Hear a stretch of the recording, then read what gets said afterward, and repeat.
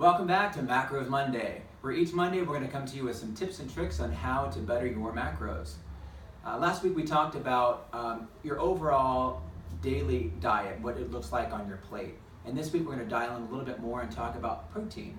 So the RDA recommends on a daily basis for the average Joe that you take in 0.8 of a gram per kilogram of body weight of protein to maintain good lean muscle mass. And that's just, again, daily basis. If you're working out, so let's say an hour or more, even vigorously over the course of the day, it depends on how much you're working out, several days a week, or if you're just working out a few times a week, you should be taking in 1.2 grams up to 2 grams per kilogram of body weight of protein. And again, so what this will look like now, we're gonna break this down in terms of good protein. So what do you think we should start with in terms of, let's say, vegetarian? Yeah, so for those following a vegetarian or a vegan lifestyle, protein can be a little bit more of a task to get into your system, but it's still very easy to do. On a whole food side, nuts and seeds are a great place to start, as is tofu as well, and even some traditional, what we call quinoa is technically a seed, but we think of it as a grain, and that can be a good place for protein as well. Legumes?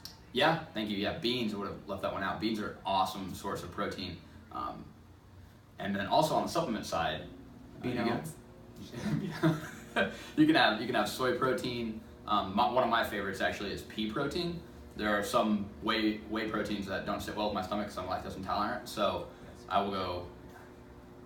I told you not to let me eat cheese. You didn't listen. So yeah, I'll go pea protein as well. I think it's pretty good. But what about those of us who eat meat? So let's see, in terms of meat, lean meats are good. So look at your poultry.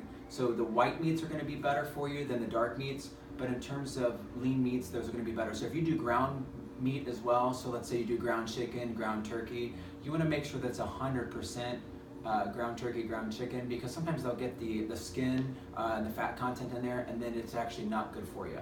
So, but staying on the white meat side is great. Even some of the sirloins. So sirloin's good for you. Yeah.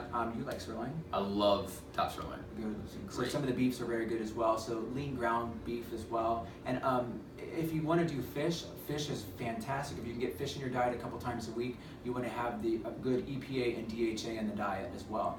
If you have high blood pressure, that's something that you need to check with your doctor with first. Some people cannot take fish oil supplement, or they just can't eat fish in their diet. So it just depends on in terms of what they're allowed to do for their blood pressure.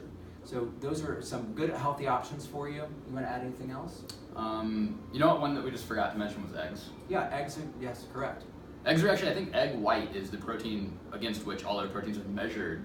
Is that still the case? Yeah, it is, and but taking in just a general egg. Eggs are great. Eggs are Full great. egg. You don't need to go just the egg white itself because you're missing some good vitamins when you take out the yolk itself. So a good whole egg is good for you. That really became all the rage when people were like very scared of fats in the 90s, but eat your whole egg.